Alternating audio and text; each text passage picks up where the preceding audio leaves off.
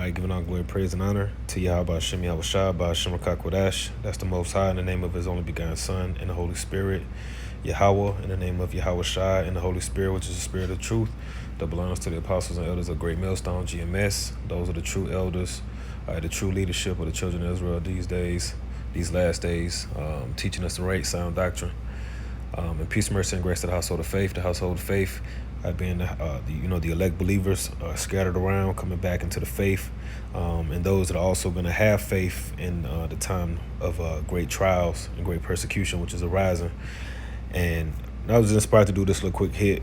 I was watching this clip, and I went out yesterday on the streets, and I had ended up going into the curses in Deuteronomy 28 and speaking about the evil eye that we have toward another. How, pretty much that the Most High, through Moses, he declared the curses, right?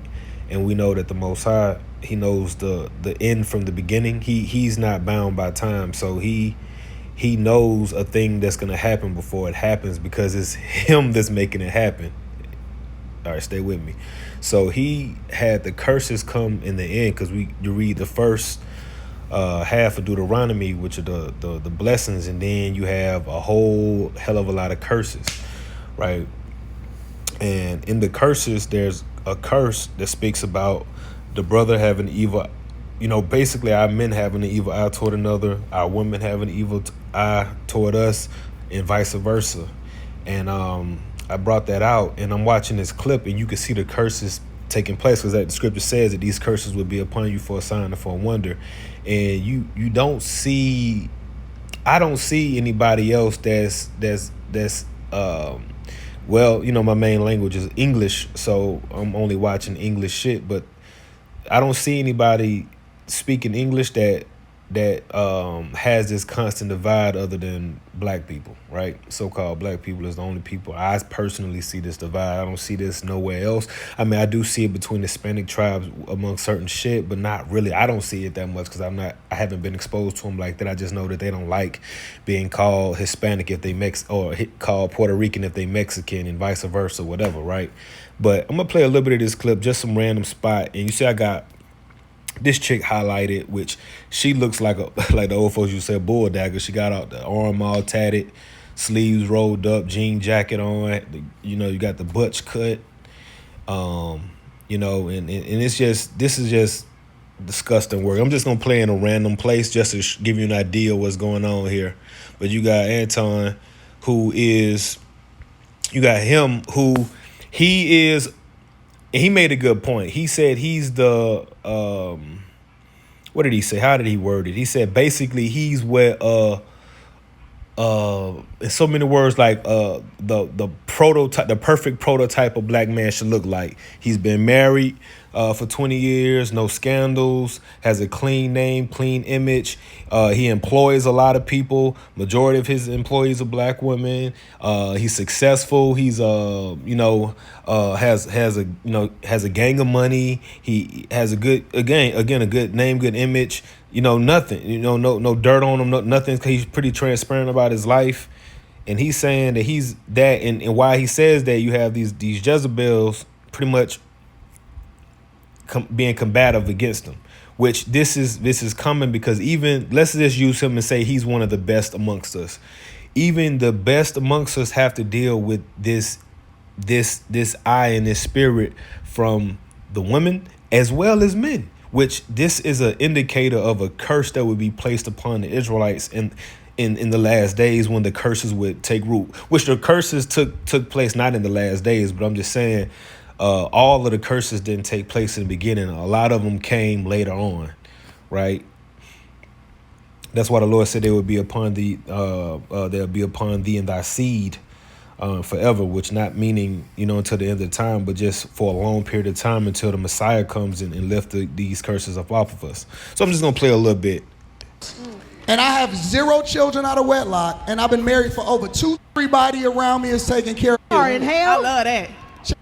I'm the person, I'm the personification of what a black man is supposed to be. Oh, that was cute. No. That was so Where's the bar in hell? I love that. Check it out.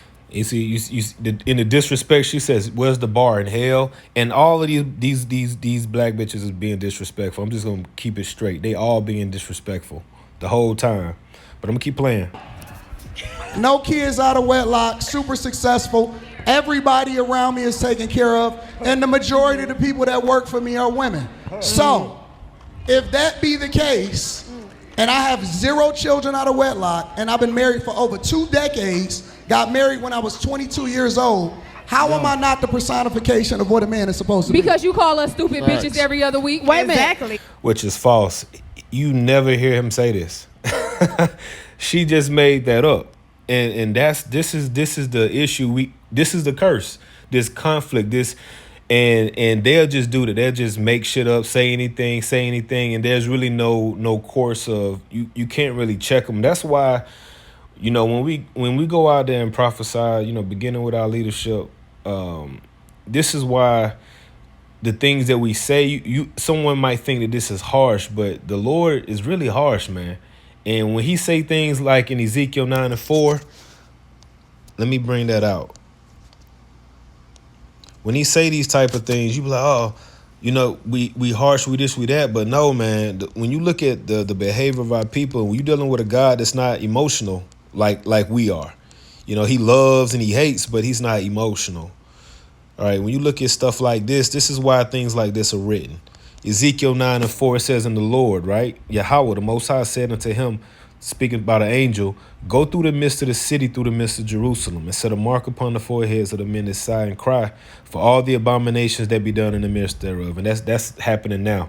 Today, Jerusalem is scattered. All right, a city is nothing without the people. We are the people of Jerusalem. We're scattered, and we are those same men coming back, sighing and crying, right, for all the abominations that be done in the midst thereof. Because even if you look at the way women are dressed today, according to the law that's spoken in Deuteronomy, a woman should not wear what's pertaining to a man and vice versa. So when you wearing jeans and you up here dressing like men, that's called an abomination according to the scriptures. That's called disgusting. That's called going off, right? So sign and crying for all the abominations. In order to sign and cry for all the abominations, you have to recognize and be aware of what the abominations are in the midst of, and that's us. We're aware of what's going on and what things should be.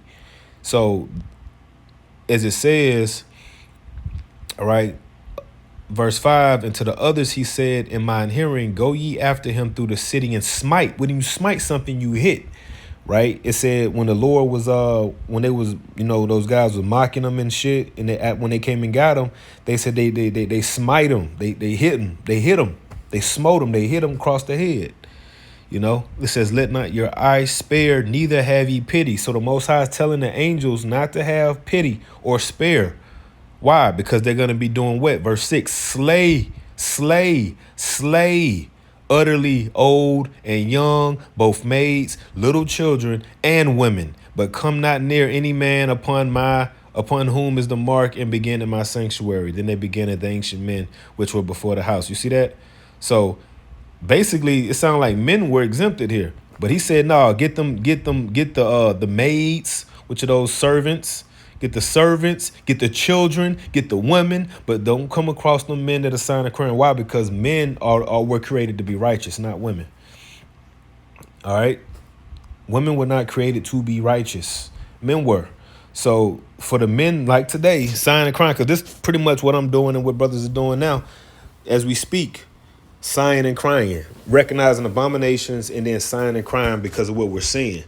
But the point of this video I wanted to mention was again the curse. Wait a minute, because Somebody, you're unavailable. where's the talking cookies about at? you. Somebody please bring this motherfucker some cookies and milk, because I don't know what the fuck. I've never heard out of his mouth him say stupid bees. Never heard him say that. Hold on. Let's take a deep breath. Hold on. Let's They want me to be a pookie just like the men that they done been with. But here's the thing, he's I'm not unavailable. that. The thing about it is, Sense. Like, you don't know who you could have. You never even pursued half these women that you even pictured in your fucking dreams. You wouldn't dare. You see how she talk, and that's aggressive speech, and she talks like that the whole time. Cussing.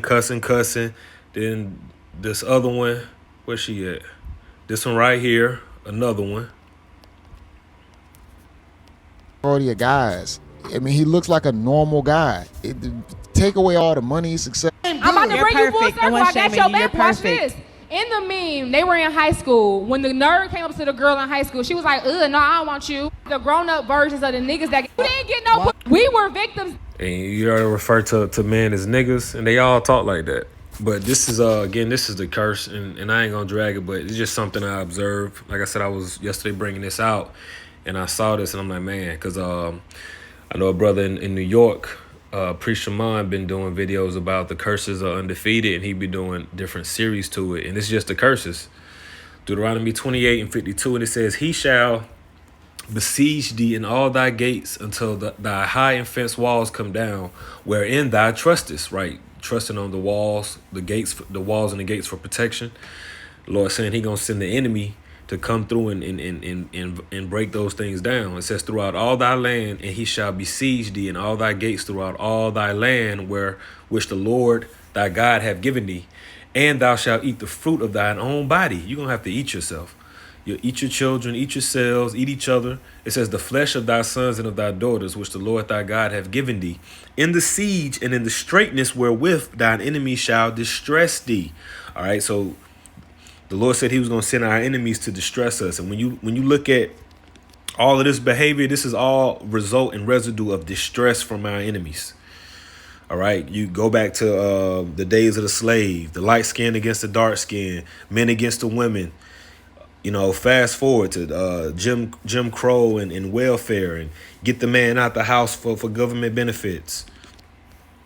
This is all a result of the enemies distressing us. Verse 54, so that the man that is tender among you and very delicate, his eye shall be evil toward his brother and toward the wife of his bosom. Yeah, that's why so-called blacks be so hostile versus one another. Like I was saying yesterday, I saw this reel, and the comment was how YNs be with other black people. And the guy had bumped him, and he was ready to crash out on him. And then a white guy had walked past and bumped him, and he was all apologetic, like, "Hey, oh man, everything's okay, yeah." And then walked on about his way. And that's the curse, the evil eye toward another because of, you know, all of this distress. You know, we're a result of social engineering, psyops, and economic castration. You know, systematic castration. Right, destroyed systematically to where we can't thrive and can't prosper. You know, continuing on, it says, and toward the wife of his bosom, and toward the remnant of his children, which he shall leave, so that he will not give to any of them of the flesh of his children, because he have nothing left in him nothing left him in the siege and in the straitness, wherewith thine enemies shall distress thee in all thy gates. The tender and delicate women among you, which will not adventure to set the sole of her feet upon the ground for delicate and tenderness, her eye shall be evil toward the husband of her bosom, and toward her son, and toward her daughter, and toward the young one that cometh out from between her feet, and toward her children which she shall bear, for she shall eat them for one of all things secretly in the siege and straitness, wherewith thine enemies shall distress thee in thy gates. Yeah, and today, children are used as pawns. You know, they end up, the women most times end up leaving the man or not dealing with the man, end up having, you know, the child. And she uses them as a type of pawn to gain resources and different things from this system. You know, sometimes even when, you know, the father, and it's just something I've been looking into, but most of the time when there's when a child is killed by a parent, it's the mother that kills the child, and it's usually when they're in the midst of a custody battle, and they're about to lose custody or even 50-50 custody. Like, they don't even want that. They consider 50-50 custody as a loss for the most part. So they'll end up kidnapping the kid, running away. That's not, because I know a guy who's dealing with that. His wife, I think she had got some kind of charge, and she was told to give the child up, and she ended up kidnapping the child. And he said that she took the child and went to Ukraine, and he's a Hispanic guy, but he been trying to get the kid back. He from California. That's someone that I know personally through somebody else. So like shit like that, man. And this is what happens, man. This is the curses. evil eye toward the the husband of thy bosom, toward thy children. But the Lord said that he's going to come with healing in his wings, and he's going to relieve us of these curses.